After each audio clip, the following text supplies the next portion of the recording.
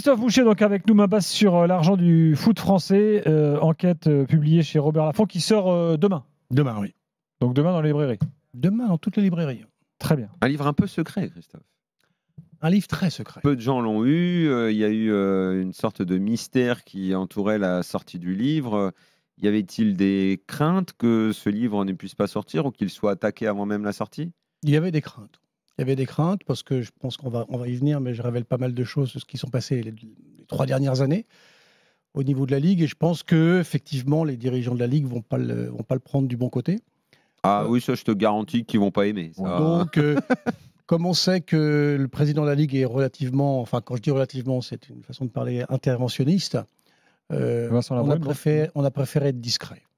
Donc voilà. Donc vous avez été parmi les premiers à le lire, si c'était le premier pour Daniel d'ailleurs. Parce que Daniel Riolo a eu le bouquin avant moi. C'est incroyable. J'ai quand même il a ses entrées dans le monde de l'édition. J'ai quand même dit au service de presse que c'était fort, que quand même l'auteur n'ait pas le bouquin. Ils m'ont dit ouais, mais c'est compliqué, machin. Et Daniel l'a eu. Comme quoi, ils ont confiance en toi. Et écoute, je le disais hier et je prévenais tout le monde qu'effectivement, c'était un livre qui devait et pouvait faire du bruit parce qu'il y a beaucoup de révélations. Alors moi, j'aime beaucoup ces livres d'enquête. L'économie du foot, ça fait maintenant plusieurs années qu'elle est au centre de l'actualité. Et je vais faire le petit préambule que fait souvent Gilbert. Je vais lui piquer sa place sur ce coup-là, il ne m'en voudra pas. Mais ceux qui nous écoutent doivent bien comprendre que nous aussi, évidemment, on préfère les soirées, encore que ce n'est pas vrai, parce que moi j'adore parler de ces trucs-là.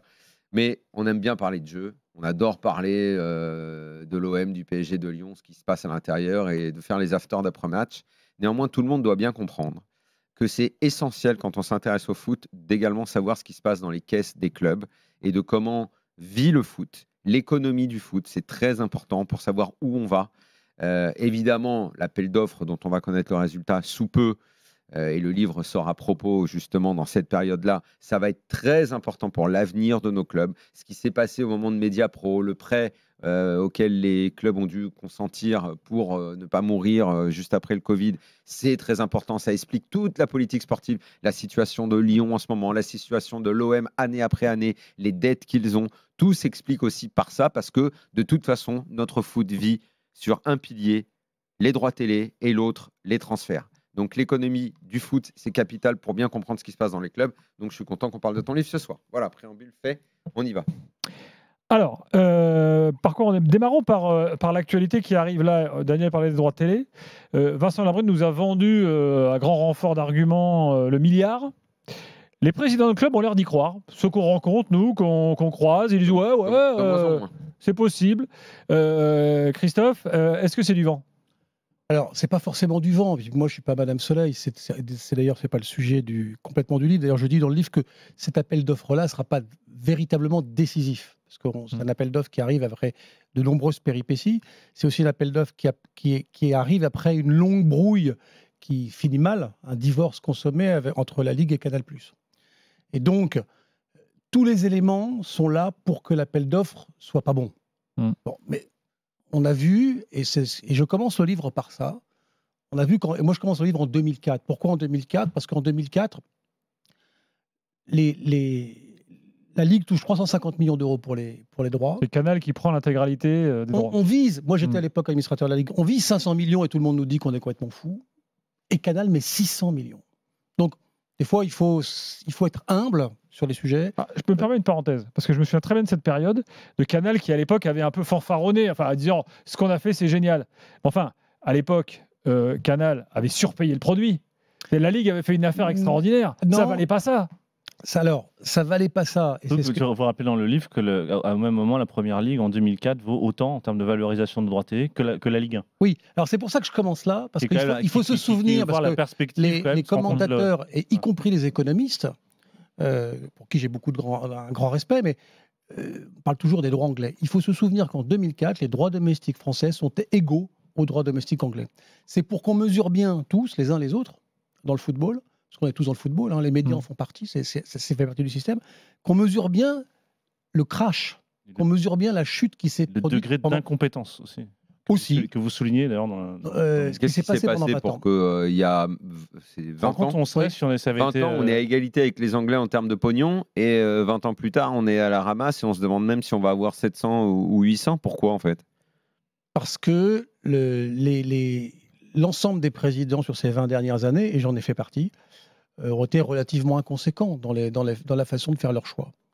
Donc n'ont pas travaillé ce qu'on appelle entre guillemets le produit, n'ont pas marketé les choses, n'ont pas ouvert comme l'ont fait les Anglais, les Espagnols, n'ont pas ouvert des bureaux à l'étranger pour promouvoir les choses.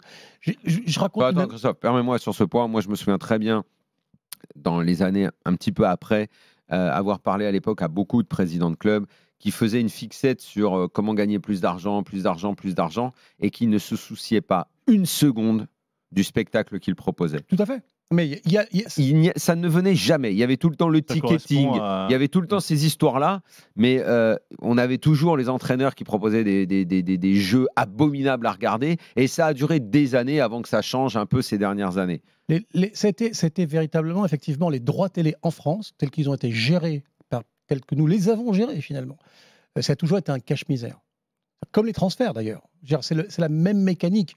Il y a une espèce d'inconséquence où on fait un budget, puis on se dit on sera sauvé dans les 3 prochaines années par les droits TV ou à la fin de l'année par les transferts.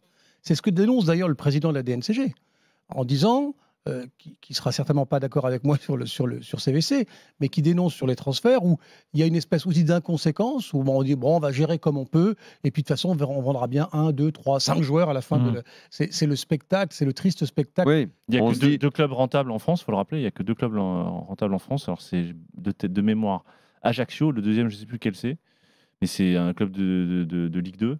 Qui ne termine pas l'année en dette. Voilà, qui ne termine pas l'année en dette, qui n'a pas besoin de vendre hors transfert. Voilà, on est bien d'accord. Est-ce que la structure du foot français n'est pas l'origine du problème? Parce que chaque président, finalement, ne voit pas beaucoup plus loin que sa propre fenêtre. C'est-à-dire que chacun veut récupérer le pognon pour son club, respecte pas forcément les promesses. Oui, ça donne l'argent pour les structures, mais finalement, mis dans les transferts.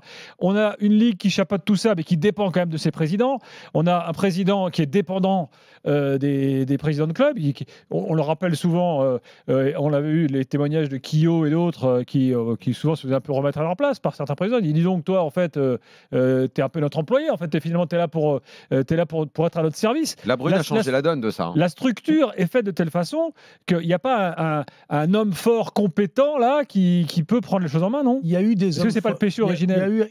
Alors oui, c'est un peu le péché originel. C'est parti un peu dans tous les sens pendant 20 ans. Et c'est vrai que pour le coup, Daniel a raison. Vincent Labrune, de ce côté-là, a repris les choses en main. Ce qui lui est d'ailleurs crédité par les autorités politiques. Parce que pour avoir fait tous les deals qui ont été faits dernièrement, il avait besoin des autorités politiques, l'Élysée, Matignon, etc. Et ils ont trouvé avec Vincent Labrune quelqu'un qui savait délivrer, qui savait mettre tous les présidents derrière lui. Et c'est vrai que pendant 20 ou 30 ans, c'était un peu dans tous les sens. Et que surtout, les présidents de clubs n'ont pas compris qu'il valait mieux avoir une petite part dans une grande assiette qu'une part moyenne dans une toute petite assiette. Et ça, il n'y a jamais eu un travail collectif de fait. Oui, ça jamais, ils se sont dit on va collectivement progresser. C'est chacun pour sa gueule. Il y a une nuance, pardonnez-moi, mais c'est juste pour revenir là-dessus, insister là-dessus, parce qu'il y a un truc important que vous signalez aussi dans le bouquin. Il y a eu des recherches qui ont été faites là-dessus. Il faut rappeler la sociologie de ces présidents de club. C'est-à-dire que ce sont des gens qui cherchent de la visibilité locale, qui cherchent à être des petits barons de province, si je puis dire, sans mépris. Oui, sauf quand ils viennent faire la tournée des Grands Ducs à Paris, rincés par Vincent Labrune, c'est comme ça qu'il se les a mis dans la poche d'ailleurs. Visible dans les journaux. Comme disait, il les a transformés en laquais. On est visible 38 fois par an, c'est l'intérêt du football. Donc c'est une sociologie d'idées de local, de petits empereurs locaux, et on voit maintenant il y a une nouvelle sociologie qui arrive, ce sont les fonds d'investissement qui amènent complètement une autre culture. Mais là, vous avez raison, il n'y a jamais eu les Anglais, qui sont plutôt des libéraux sur le plan économique, ont toujours agi de façon collective, ce qu'on n'a jamais su faire. Alors il y a un responsable quand même, enfin il y en a quelques-uns, mais il y en a un que moi je cible souvent, que je cite dans le bouquin, qui est Jean-Michel Aulas. Jean-Michel Aulas qui a été un formidable président de club pour l'Olympique Lyonnais, formidable président de club. Sauf à la fin, Christophe. La situation actuelle, elle est quand même de son fait. Oui, on ne peut rien dire sur Jean-Michel sur les 30 années précédentes, sauf que dès qu'il était à la table collective de la Ligue, il faisait tout pour que ça se passe mal. C'est vrai. Bon. Et donc, quand vous avez ce qu'avait bien compris à l'époque Canal, quand l'OM dominait le championnat outrageusement, à la manière de l'OL 10 ans plus tard, c'est qu'il fallait un partenaire, il fallait une équipe qui vienne. C'est pour ça qu'il y a eu le rachat du PSG, un peu douloureux d'ailleurs, parce que le Canal n'en voulait pas trop au départ.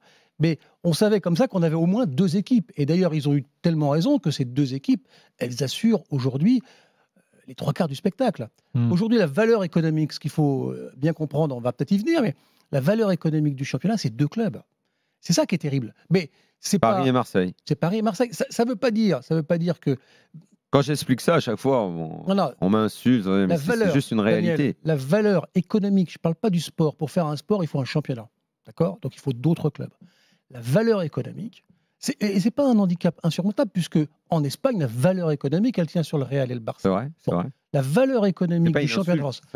Est-ce que vous avez vu la campagne de pub il y a un mois d'Amazon pour que les gens s'abonnent à leur chaîne? Ils font une campagne de pub en disant abonnez-vous. Avec Thierry Henry de l'an d'ailleurs. 3 matchs, pour 3 matchs. Plus sur Amazon. OM PSG, telle date, bon, qui est passée, PSG OM, OM PSG et OM OL. C'est-à-dire qu'au début septembre, ils font une campagne de pub pour s'abonner pour tout le championnat français avec 3 clubs. Bon, dont l'OL, ce qui était. Bon, maintenant c'est un peu maladroit. Mais la valeur, Daniel, là où la valeur économique du championnat de France, elle est. On ne peut pas la quantifier réellement, mais elle est entre les 2/3 et les 3/4 du PSG et de l'OM. Longtemps de l'OM et du PSG, ça s'est inversé, certes, malheureusement. Mais bon, c'est un autre débat. Je croyais que tu étais devenu tourangeau. Non, je suis Marseillais. J'ai un petit cœur OM qui va encore. Là-dessus, justement, c'est pas. Vous créditez ça au championnat de France, mais est-ce que c'est pas aussi à mettre à son débit? Je pense par exemple, j'ai lu il y a quelque temps une interview de Richard Scudamore dans The Athletic qui parlait de la gestion de la Première Ligue. L'ancien boss de la Première Ligue. L'ancien boss de la Première Ligue qui a en fait vraiment lancé la Première Ligue avec David Dean. Et qui disait que la valeur d'un championnat, c'était le fait que tout le monde puisse battre tout le monde. Précisément pas qu'il y ait de locomotive. Et la preuve étant, la clé de répartition des droits télé en Première Ligue, on en a parlé hier soir, elle est de 1,6, quand en France, elle est beaucoup plus inégalitaire. Mais il n'y a pas de vérité. La question est de savoir, la valeur économique, je comprends l'argument. Plus que tout le monde peut battre tout le monde, c'est les écarts. C'est la stratégie des locomotives, c'est la stratégie du Club Europe, c'est toujours la stratégie de on va créer une élite qui va servir un peu au nom de la théorie du ruissellement, je ne sais quelle autre théorie, qui va tirer tout le monde vers le haut. Or, on voit ce qui se passe depuis 20 ans, les droits télé ont augmenté, n'ont cessé d'augmenter, et les résultats en Coupe d'Europe n'ont cessé de diminuer, ne cessé que de s'empirer. Donc, est-ce qu'il n'y a pas une erreur stratégique ? C'est la grande théorie de Vincent Labrune, il a toujours raisonné comme ça. Alors, on peut, si on regarde, il faut faire attention quand on prend des exemples, il faut essayer d'un petit peu de regarder, s'ouvrir. Si on regarde le championnat anglais, on peut avoir cette théorie-là. Si on regarde le championnat espagnol, cette théorie-là est complètement fausse. Non, mais vous avez dit tout à l'heure qu'en 2004, on était au même niveau que les Anglais. Les Anglais. Oui, mais on aurait pu aussi prendre la voie des Espagnols. C'est-à-dire fabriquer, entre guillemets, des négociations individuelles. 2 clubs, fabriquer 2, 3 ou 4 clubs. Regardez les championnats, parce qu'on parle des Anglais et de la valeur économique. Alors, il faut faire attention, il y a une valeur économique et une valeur sportive. Si vous regardez les 20 dernières années des vainqueurs des Coupes d'Europe, c'est les Espagnols qui sont devant, c'est pas les Anglais. Et pourtant, la Première Ligue vaut quand même beaucoup plus cher que la Ligue espagnole. Oui, mais parce qu'elle s'exporte mieux, parce qu'elle a un produit marketing qui est plus fort, parce qu'effectivement, il y a eu un travail collectif et que maintenant, effectivement, il y a 7-8 clubs. Si on avait eu cette discussion-là il y a 5 ans, on n'aurait pas parlé de ça parce qu'il y a 5 ans, le championnat anglais, c'était 4 clubs. D'ailleurs, on appelait le Big Four. Donc aujourd'hui. C'est une expression qu'on n'entend plus du tout, d'ailleurs. On n'entend plus du tout, puisque les Saoudiens sont arrivés à Newcastle, d'autres de gros actionnaires sont arrivés à City, d'autres vont arriver à United, etc. Donc, effectivement, en Angleterre, aujourd'hui, il y a une telle manne qu'ils peuvent se permettre de la diviser par le nombre de ticket d'entrée. Mais aussi, les grands clubs comme les Manchester, Chelsea, etc., Liverpool, ils font la différence quand même par rapport à Brighton ou par rapport à d'autres.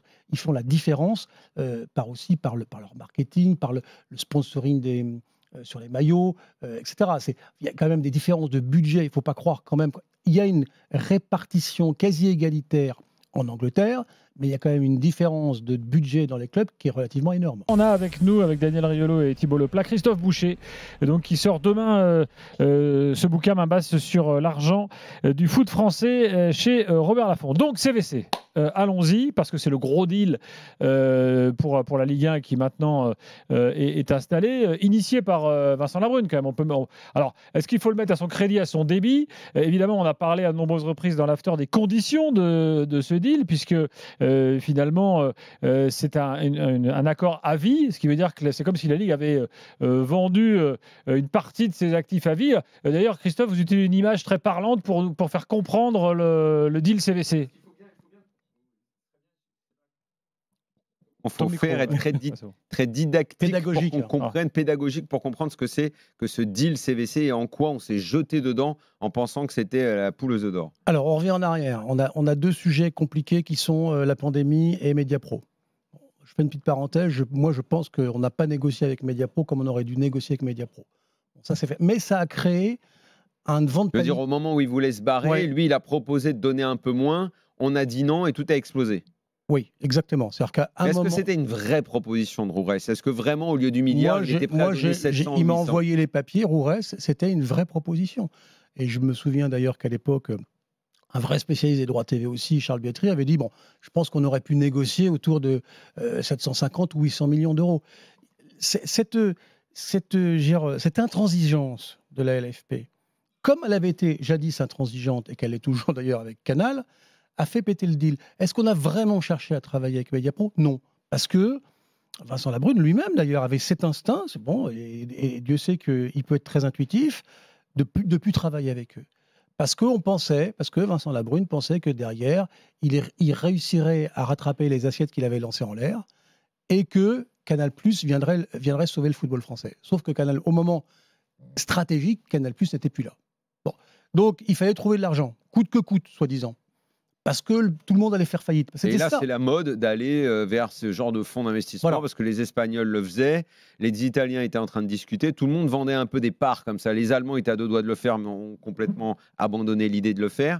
C'est quoi, en fait, d'aller avec un fonds comme CVC? Qu'est-ce qu'on vend, en fait? Alors, qu'est-ce qu'on vend? On vend une partie de ses droits, c'est-à-dire qu'au lieu de toucher 100%, il y a un fonds qui a pris 13% des droits de la LFP et qui a donné de l'argent à l'avance. Qui a donné de l'argent en avance, mais qui en contrepartie touche à vie 13% de l'ensemble des... C'est ça la particularité du deal, c'est que tous les autres n'ont jamais fait du à vie. 13% des droits télé. Non, de tout. Non, de des tout. revenus. Alors, de tous les revenus. Pas de tout complètement, Revenus retraités. mais une grande partie des revenus de la LFP à vie est obérée d'ailleurs par le deal CVC aujourd'hui. Ce qui est invraisemblable. Imaginez, vous achetez une maison, vous avez besoin d'argent, vous cédez une de vos chambres, votre salon, votre maison, elle ne vaut plus du tout le même argent, parce que le jour où vous voudrez la louer, ou surtout, il y a quelqu'un dans le canapé tous les jours. Exactement. Le jour où alors, qui tape dans le frigo. Ça aurait pu être un deal intéressant. Alors, ce qu'il faut bien expliquer, c'est qu'ils n'ont pas seulement 13% des actions, parce que ça, en fait, ça n'a pas de sens, on s'en fiche. Mais ils ont surtout 13% tous les ans de tout, ou presque, il faut mettre une nuance, des revenus de la LFP. C'est bien plus intéressant, pour un fonds que n'importe quel deal. Une sorte d'impôt, en fait. Sur l'or ou sur je ne sais quel... Parce que les droits TV, ça va rester. On sait... Donc, droits télé, s'ils prennent 800 millions, CVC, tous les ans, ils viennent, file-moi 13%. Tout le temps. Non, c'est pas file-moi, c'est deux droits, ils auront 13%. Oui, enfin, file-moi, c'est... Donc le mec vient, je veux 13%. Ah non, oui, il va les prendre parce qu'en plus, il est dans un... Il pleut, il neige, t'es dans la merde, je veux mes 13%. Ce qui est intéressant, c'est que le deal... Il y a une crise économique, je veux mes 13%. Ça te permet, tu as une crise économique, justement, et tu as des clubs qui perdent de l'argent. Pardon, je rebondis sur ce que dit Daniel. L'intérêt, c'est quoi? C'est qu'il y a une crise économique, les joueurs, les clubs prennent pas suffisamment de droits TV, pas suffisamment de recettes, et ils peuvent se mettre en difficulté, mais... CVC aura toujours 13%, même de 800 millions comme de 8 millions. Dans 10 ans, ils négocient mal, les droits sont à la baisse, je veux mes 13%. Tout à fait. Tout le temps. Il aura 13% de plus que les droits. C'est ça qu'il faut retenir aussi. C'est pas uniquement les droits TV, il a 13% aussi sur les paris en ligne. Il a 13%. Enfin, donc c'est sur. Il a 13%. Pour simplifier, on va dire qu'il a 13% sur la très large majorité des revenus globaux de la LFP, c'est-à-dire les droits TV, mais aussi les droits commerciaux et les droits des paris en ligne. Et pourquoi ils ont trouvé que c'était bien de vendre 13%? Pourquoi Vincent Labrune a vendu ça au président de club comme un truc énormissime, fabuleux? Parce que, Daniel, les présidents de club depuis 20 ans raisonnent toujours de la même manière en cash. raisonnent toujours par l'argent qui va tomber. Donc ils ont vu au 1,5 bout de 3 ans. milliard de CVC, Ils ont vu 1,5 milliard, ils ont rien. En plus, Alors que dans le partage, ils n'ont pas pris beaucoup. en plus, Vincent Labrune a été très habile parce que c'était ça ou le chaos. Tout le monde allait faire faillite, mais qui allait faire faillite en vrai? Le PSG, bien sûr que non. L'OM, bien sûr que non. Nice, non. Monaco, non. Qui aurait fait faillite? Il y a des clubs qui ont fait faillite en France. Ça existe. Grenoble, Strasbourg, on les connaît.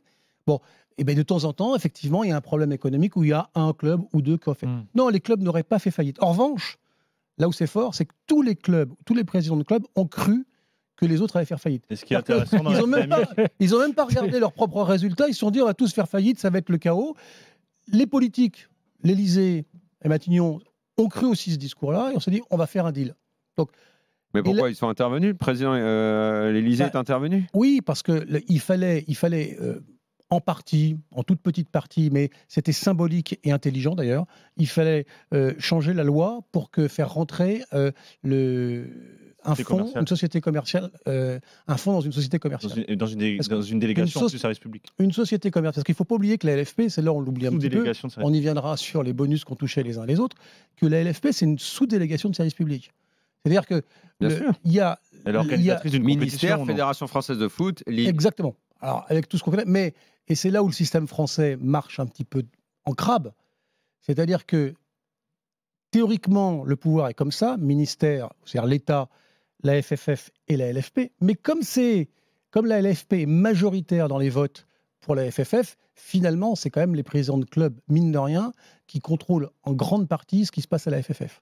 Donc, le sujet, notre système électoral, qui était banque à l'avant, qui a été transformé il y a quelques années, l'est toujours. Il cherche à le transformer encore pour qu'il soit un peu moins. Revenons à CVC. Oui. Donc, Labrune, il trouve que c'est formidable d'aller chercher ce 1,5 milliard. Il le partage entre plein de clubs avec une clé de répartition un peu bizarre, parce que le PSG prend un max d'oseille sur ce truc-là.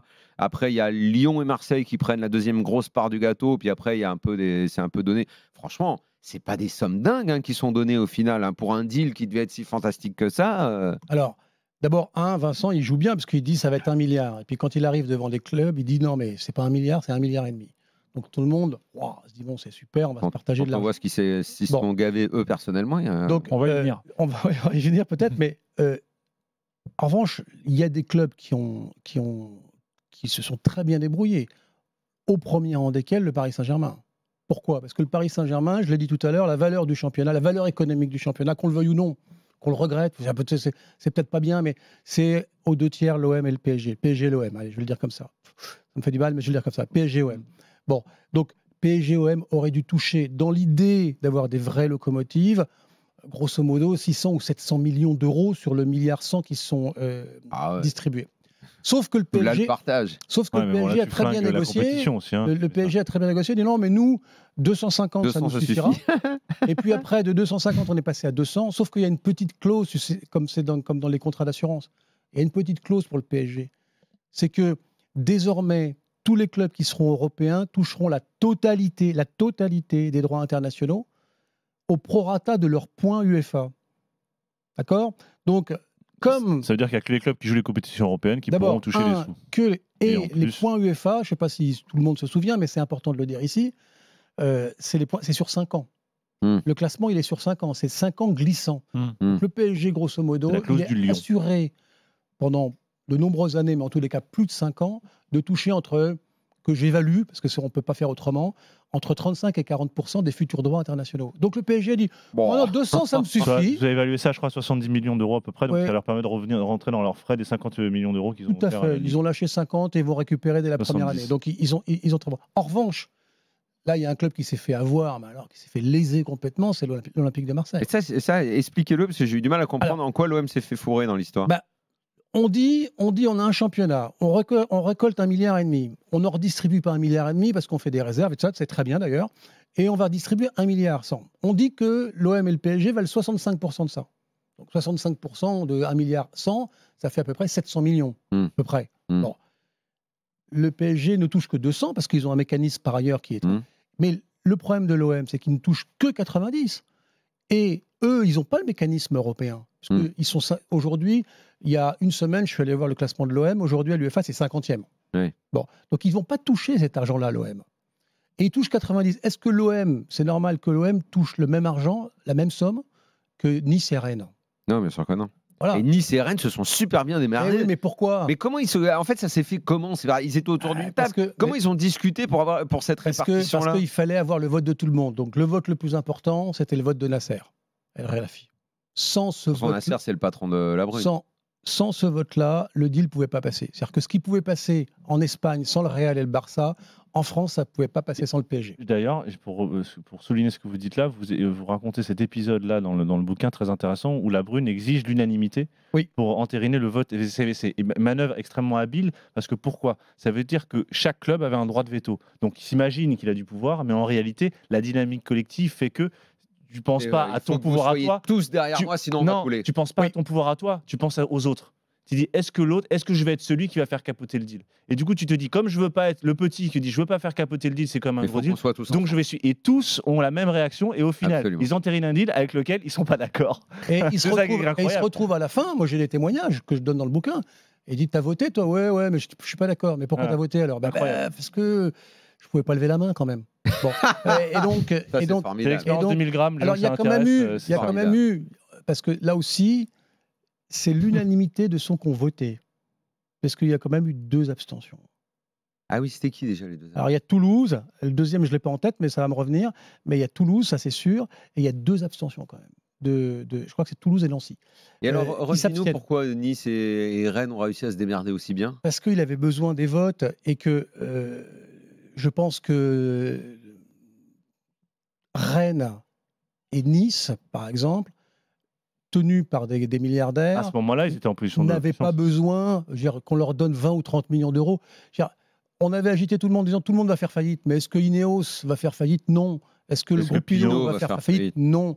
Donc on leur a dit bon, mais on va vous donner 35 millions, 40 millions. Les autres ont dit bah non, pas 35-40. Nous, si vous voulez qu'on vote, il faut nous donner. Et sauf qu'à l'OM, visiblement, on était à l'époque où il y avait 2 représentants de l'OM qui se chevauchaient, qui étaient Hérault d'un côté et Longoria. Longoria aujourd'hui, Ah, qui arrivait. Ouais. et Qui venait que d'arriver. c'est Avec passé. Hérault, ils entre- étaient bien, les c'est- pauvres Marseillais. Longoria, je le raconte dans le livre, Longoria a essayé d'inverser le sujet. Il s'est fait, permettez-moi l'expression, claquer le beignet par le représentant du PSG qui n'était pas Nasser, mais par le représentant du PSG qui lui a dit bon bah tu veux faire comment? Il a dit on va faire un classement européen, machin, etc. Il dit bon tu le calcules comment ton classement? L'autre a dit bah je sais pas. Bon bah tu sais pas donc on va faire Donc comment tu on veut. fermes ta gueule. Voilà. Qui venait d'arriver en plus. Donc voilà, Longoria. voilà, bisutage. C'est Melero qui représentait le Ouais, PSG? Melero. c'est Victoriano Melero. qui représentait le PSG. Donc, et qui connaît bien le sujet des droits TV, puisque je rappelle que Vittoriano Melero, avant d'être au PSG, était à la FFF, mais avant, était chez Clifford Chance, qui s'occupait oui. des droits TV de la LFP, et donc qui est très affûté sur le sujet. Parlons un peu donc de Vincent Labrune. Ah, on avait terminé sur CVC parce Attends, qu'il y avait encore des l'histoire questions de la société commerciale quand même. Bah, c'est lié. Bon, Alors c'est on peut. lié, on- parce qu'il va y avoir la passerelle, la société commerciale est donc créée pour en gros faire rentrer l'oseille dans la machine. Tout à fait. Et c'est Vincent Labrune qui est à la manœuvre Oui. et qui donc va être aussi bien président de la Ligue que président de cette société commerciale. Et là, on arrive à un gavage. Alors lui, c'est pas un steak. Hein. C'est le steak, tu sais l'autre là à Dubaï qui met le steak en or là. Le Turc, Hmm. là, comment il s'appelle? Je sais plus comment Ouais, il s'appelle. le- Le steak en or. Est-ce que vous, Là, on est au-delà du steak en or. Hein. vous parlez de Vincent Labrune, de ce côté séducteur. Il y a quelques anecdotes croustillantes dans le bouquin. Je crois que Thibaut, il y en a une qui t'a beaucoup plu. Ouais, je vais la retrouver, je m'en souviens plus. Sur Kita. Ah oui, sur Kita. Je trouve que le personnage qui est fait de la Brune, effectivement, assez critique, c'est un portrait assez critique, mais ça en fait un personnage un peu romanesque, une sorte de cartouche un peu, ce mélange de Belmondo. Tu l'as trouvé romanesque ouais, toi, mais oui, parce que- l'Orléanais dans le livre. Moi, parce je que pas trouvé du finalement- tout romanesque. Finalement, hein. je pense Attends, que s'il mais- se vexe, je pense ce serait imbécile de sa part, parce qu'en réalité, en creux, on voit quand même qu'il c'est un personnage, un courtisan, quoi. Il a le génie des courtisans, et notamment le génie du compliment. C'est un flatteur-né. Et moi, j'ai C'est normal, éclaté de c'est le rire début de sa vie. Le quand début il de a- sa vie est quand basé il a là-dessus. complimenté Valdemar Kita en lui disant c'est vrai que tu as un peu un air de Brad Pitt. Et Kita, il y a cru. Incroyable. Je suis sûr qu'il a cru. Ah ouais. Il a Vincent Labrune a d'abord une maestria sur le sujet et il faut reconnaître les qualités là où elles sont. Et c'est vrai qu'il adore flatter et que moi je raconte pour que ce soit qu'il n'y ait pas d'ambiguïté. Moi je raconte dans le livre comment moi il m'a dit dans son bureau qu'il allait faire de moi le ministre des Sports. Donc, quand vous repartez, vous vous dites... Il y en a qui se marrent en régie. Je sais pas si c'est pour ça qu'il se marre. Si, Max, il est bon public. hein, en même temps. Christophe, on rigole, on devrait être consterné là. Non, On mais va dire, c'est moi, vrai, tu le mérites, Christophe. Et moi, j'avais été maire de Tours, j'avais été battu, et je lui dis, tu sais, un maire battu, c'est difficile de devenir ministre. Mais non, mais c'est pas. Mais non, mais bien sûr que tel truc, c'est toi qu'il faudrait. Il parle de Maracineanu, je vous dirai pas ce qu'il en a dit parce que c'est pas dissible. Mais donc voilà, il a ce sens. Je cite, d'ailleurs, je le reprends d'un article de l'Équipe où il dit à Brahim Asloum, toi, tu feras une grande carrière, etc. Mais oui, il a fait une grande carrière, etc. Mais ça coûte rien de le dire. Il y a des gens qui savent le dire, et lui, il sait le dire. Mais nous, c'est la qualité du courtisan, c'est la il qualité sait du le Bernard dire, Séville, et c'est les gens- les personnages mais ça compte formidables. beaucoup parce que les présidents Mais de bien clubs qu'on sûr. voit, on a toujours l'impression que c'est un peu sous le charme, en Mais quelque bien sorte. Comment il a transformé Caillot en laquais numéro 1 ? À lui, il lui dit quoi ? Je Tu sais sais, pas, c'est j'ai bon pas eu resto à Paris, Jean-Pierre, c'est- je l'ai pas vu. J'aime beaucoup Jean-Pierre Caillot et je l'ai pas interrogé pour le bouquin parce que Lui, c'est il lui paye la bonne bouffe dans un resto Donc, un peu j'estimais classe que- à Paris, ça marche tout seul. j'estimais que c'était pas nécessaire d'avoir quelqu'un dont je savais que les théories étaient ultra proches, comme Laurent Nicolin était ultra proche de Vincent Labrune. Nicolin Caillot, je ne sais pas ce qu'ils ont vu. Ils ont vu la Vierge avec la Brune. Je ne sais pas ce qui s'est passé. En tous les Je ne sais cas, pas comment il les a ensorcelés. Je pense que c'est avec les restos à la mode Après, il y à a un Paris. effet de reconnaissance. Je vais faire un peu Il a peut-être dit à Caillot qu'il ressemble à Tom Ouais. Cruise. non, il y a pas. Mais non, mais parce qu'il y a le côté, il y a l'Orléanais qui vient adouber l'industriel de province, quoi. Tu vois, Ouais, tu montes à c'est- Paris, je te rince, je vais au Ah non, mais c'est Fouquet. ça. Mais c'est ça. Mais certainement ça, tu C'est- fais pas ça avec Ougourlian, tu vois, ils sont fous. Ah Ougourlian, non, tu vois, Gourian, il n'y a Fouquet. pas besoin de Non, mais découvrir le pardon, restaurant à la Joseph mode à Paris. Ougourlian, qui est quand même Oui, il aime bien, mais grosse fortune, il sait il pas était assis à la place de Christophe il y a quelques jours. Oui. Il nous a dit je fais confiance totale à Labrune sur l'histoire CVC et tout. Il Oui, l'a sauf dit. que hein. là, ils sont en train de dire que si les droits télé Bon, rentrent ouais, pas à comme mon ça a avis, été Ougourlian, annoncé, tu lui demandes maintenant, je sais pas. je suis pas sûr que ça dure. Mais Bah, en il tout est cas, peut-être aussi les légitimiste. présidents bon. comme Nicolin Orléaniste. j'allais dire Laquais, non, comme Caillot, ont été séduits de cette façon. Bon, avançons. Donc, la société. Tu voulais Non, parler de la sur directement CVC, avant de parler de la société commerciale, il y a- C'est la même chose. oui, mais il y a la fameuse affaire des incentives quoi, que certains membres de la Ligue ont reçus pour avoir ramené CVC, dont Vincent Labrune, qui a touché quand même un gros chèque, et vous donnez tous les chiffres. Ah bah, il y a tout. Il y a tout le salaire en entier. On peut y Il y aller, a- Christophe, c'est alors, une régalade. Oui, d'abord, il y a un sujet, moi, de droit, enfin, en tous les cas, un sujet ou de droit ou de morale, d'ailleurs, que j'ai soumis conflit à d'intérêts, la hein. ministre, qui n'y a rien trouvé à redire. Elle m'a épaté, en fait, la ministre. C'est-à-dire que Vincent Labrune agit escalité pour provoquer ce qu'il estime bien au sein de la Ligue. Donc, c'est lui le président. Les Et présidents de la il Ligue. touche une prime pour ça. Il touche une prime non pas, et qui est relatée dans un article, où c'est ce qui a été prise sur les intermédiaires qui ont favorisé le deal. Au total, quand même, il y a 37 millions d'euros qui sont partis du deal pour les banques d'affaires, les avocats et les salariés de la LFP. Ouais, mais il y a plein de gens, on se demande Énorme. pourquoi ils ont été payés. Parce que Vincent Labrune, son boulot, c'est président de la Ligue. Le problème, Donc, c'est en qu'il est gros, payé comme un c'est- porteur d'affaires alors c'est- qu'il c'est est président de la négocier- Ligue. oui, mais c'est négocier les C'est droits ça. télé. Mais il a été payé pour faire venir CVC. Mais c'est lui qui a mené la négo. Donc il Oui. est allé chercher CVC. C'est lui qui a choisi entre les différents candidats qu'il y avait. Mhm. Et après, il s'est distribué à lui-même son Et là, la bonus. réunion. Exactement. La Il fameuse a réunion. tout fait tout seul. Alors- C'est incroyable. Alors, il a fait tout seul, et croyez bien que les présidents ne disent rien encore, mais ça ne devrait pas tarder, parce qu'en plus, il n'y a aucun compte-rendu du conseil d'administration de cet épisode-là. De quand il s'est gavé. Oui, c'est-à-dire qu'il y a eu une discussion au conseil d'administration où quand même certains, Valdemar Kita, Jean-Michel Aulas, ont dit mais est-ce qu'on ne devrait peut-être pas voir ça en assemblée générale? Ça paraît quand même un petit peu étonnant, etc. Il a balayé ça d'un revers de main, c'est passé. Sauf que dans le PV du conseil d'administration, je rappelle que la LFP est une sous-délégation de service public, que dans le conseil d'administration, il n'y a pas tout ça. Ça n'existe pas. Mais il y a plus important que tout ça. C'est-à-dire que Vincent Labrune, il s'est négocié, on va dire qu'il s'est négocié un bonus de 3 millions d'euros. 3 millions, c'est le bonus. 3 millions, 1 million d'euros de salaire annuel alors qu'il avait 400 000. Enfin, il a fait Surtout x3 après le deal. après le après deal. le deal. C'était Après pas, le deal, c'était pas une condition pour c'était pouvoir pas une rentrer. condition de... Donc il a fait x3. Mais que dans son contrat précédent qui n'a pas été annulé, il y a une clause de sortie où il touche 24 mois de 2 ans de salaire compter sur les 2 dernières années. Donc imaginez si Vincent Labrune aujourd'hui décide de ne pas se représenter. Il dit bon, moi ça va, Je me suis gavé. Ouais, Je vais au bord de la piscine. Je vais à Saint-Rémy, je suis je bien. vais à Saint-Rémy, je me représente suis pas, bien. etc. Il touche automatiquement aujourd'hui 8 millions d'euros. Ah, quand même. Et va se faire une quelles bonne que soient bouffe. les conditions, c'est-à-dire que Tu vas au qu'il soit riche, là, battu, t'es bien. qu'il soit battu, il se présente, il est battu, il s'en va, son propre chef, il est viré parce qu'on pense qu'il a mal fait son boulot, je veux dire, Il prend 8 millions. il prend 8 millions. Donc il y a un truc qui est totalement fou, et qui est totalement fou parce que effectivement c'est à lui de faire. Et alors, pourquoi c'est d'autant plus fou? C'est que jusque-là, il a réussi à endetter les clubs.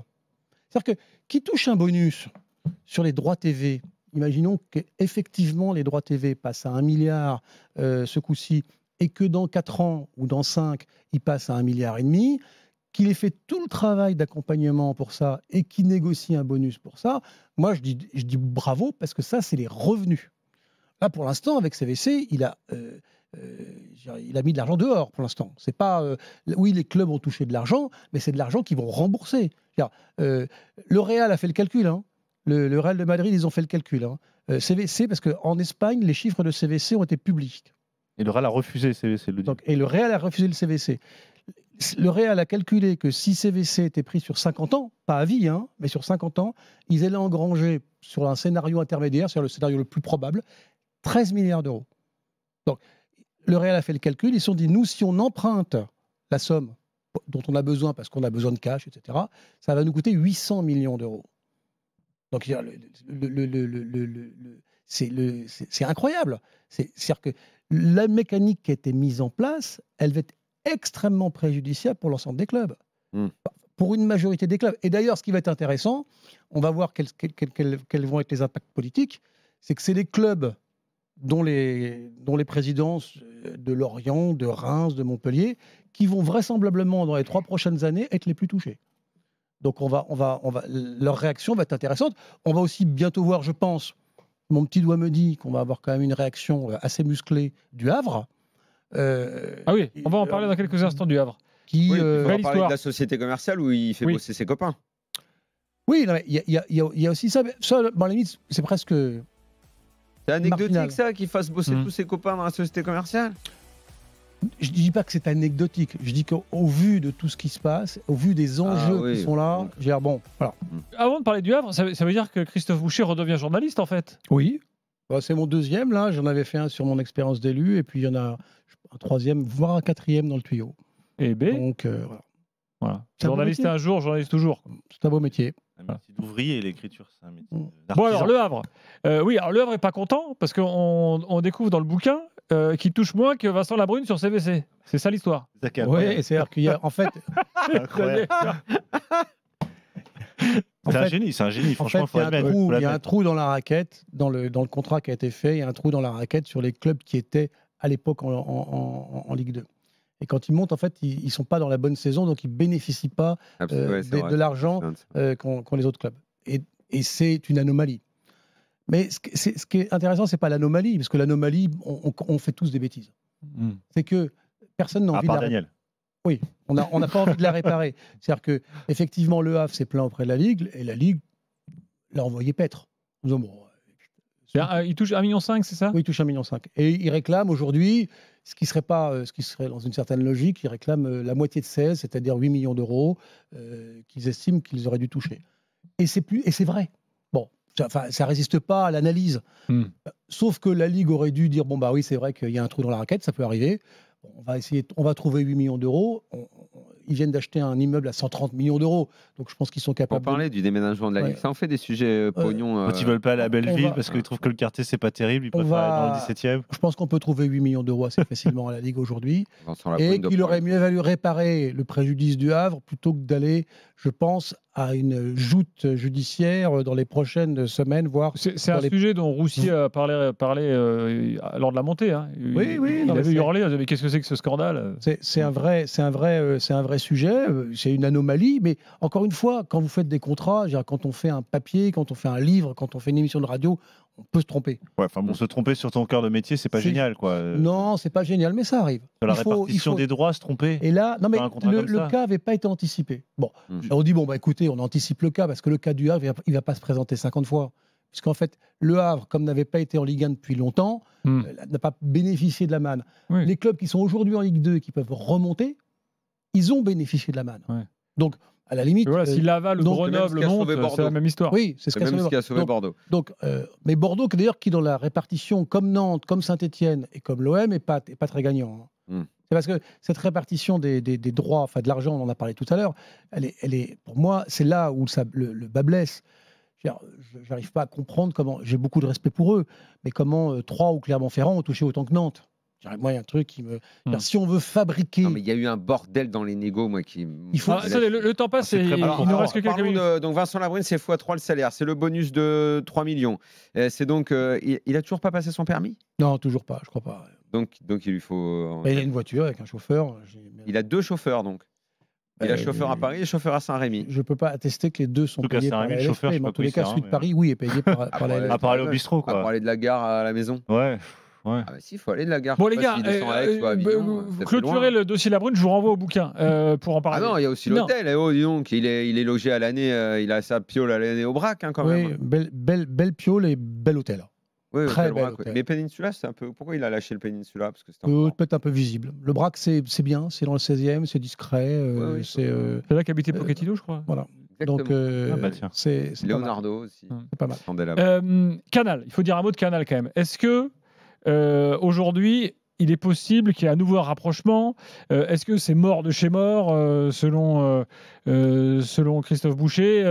Est-ce que Canal n'ira plus jamais dans le foot? Est-ce qu'un rebondissement est possible? Qu'en est-il? D'abord, Canal est dans le foot. Oui, ils y sont. Non, mais je veux dire, il n'ira plus. Il est Comme plus ils dans, l'ont fait il est dans pas dans le la- passé, il est quoi, de moins façon dans la massive. Ligue 1. Mais je crois que tant que Vincent Bolloré est actionnaire de Canal et que Vincent Bolloré, ce que tout le monde sait, est quand même l'homme fort du dispositif, je crois que les négociations vont devenir très difficiles. Il a dit la Ligue de rugby, c'est tout ce que j'aime, la Ligue de foot, c'est tout ce que je déteste.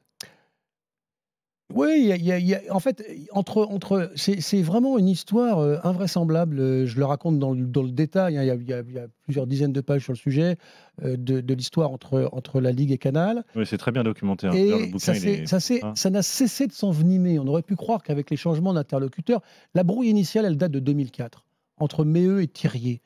Méheux met 600 millions d'euros sur la table, et le lendemain, il dit à Thirier, dans un restaurant, je vous préviens, j'ai mis 600, je ne remettrai jamais autant. C'était une prime stratégique pour éliminer TPS à l'époque, pour ceux qui se souviennent.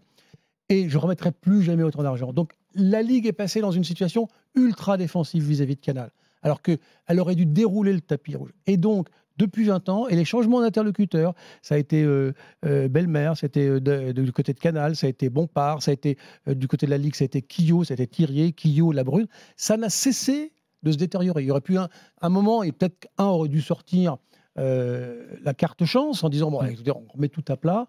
Et en fait, ça ne s'est jamais passé. Et évidemment, le dernier épisode des droits avec Mediapro ont été pires que tout, puisque Canal a surpayé de façon délirante les 2 matchs qu'ils ont aujourd'hui, Oui, et bien ils sûr. l'ont au travers de la gorge. Oui, évidemment. Et ils ne veulent pas bouger.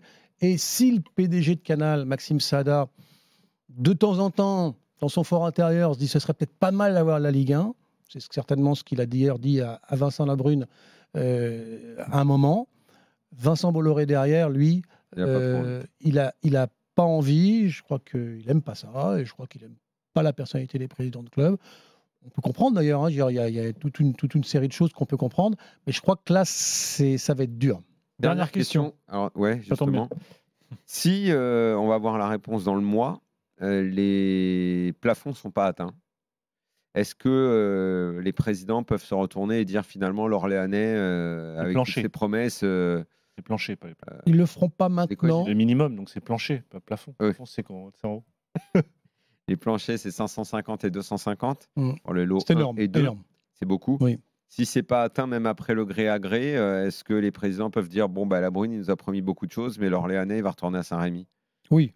C'est après le gré à gré, parce qu'on parle bien, alors il faut expliquer en 30 secondes. Là, si l'appel d'offres est pas fructueux, C'est-à-dire que si personne n'a mis l'argent qui a été demandé, Non. là on est dans un cadre juridique très contraint, on passe de gré à gré. C'est-à-dire qu'après, Vincent On Labrune va discuter. peuvent aller voir discuter. Labrune prend on la va au tâche des resto, caisses et il va rencontrer exactement. au resto C'est ce le qui s'est mec passé avec- d'Amazon, le mec. C'est ce qui s'est passé avec Amazon, où Amazon a remporté le jackpot, puisqu'il a remporté 8 matchs sur 10 pour 250 millions d'euros. Donc là, il va reprendre. Donc, à mon avis, cet appel d'offres, il était conçu pour être infructueux. Oui. Pour pouvoir être de gré à gré. Moi, Oui, Maxime j'ai Saada. compris aussi qu'on voulait aller au resto. En revanche, après, si, comme ils vont devoir, j'explique dans le bouquin, ils vont devoir rembourser beaucoup plus que la première année, parce qu'ils sont endettés sur 3 ans, les clubs, par rapport à CVC. Là, quand ils vont faire leur budget 2024-2025, je pense qu'il va y avoir des explications de texte qui peuvent être très sévères entre les présidents de clubs, entre les clubs et entre Vincent Labrune.